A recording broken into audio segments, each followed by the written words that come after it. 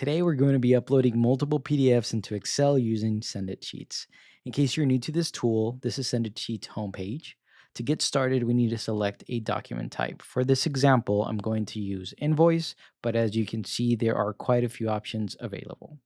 Next, I will locate the invoices. You can also drag and drop them here and then click Process Files to continue. This is a part where you can relax and take a sip of your coffee as the AI does all of the data scanning and mapping.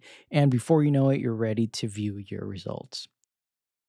This here is a quick summary page highlighting some of the key points, such as line items, confidence percentage, etc. You can click close.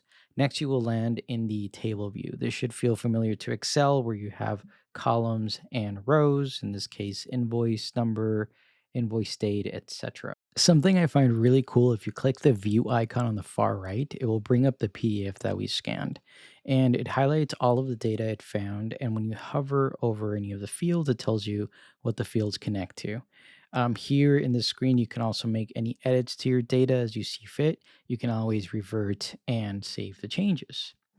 Another quick thing that is very helpful is the ability to filter and search for anything.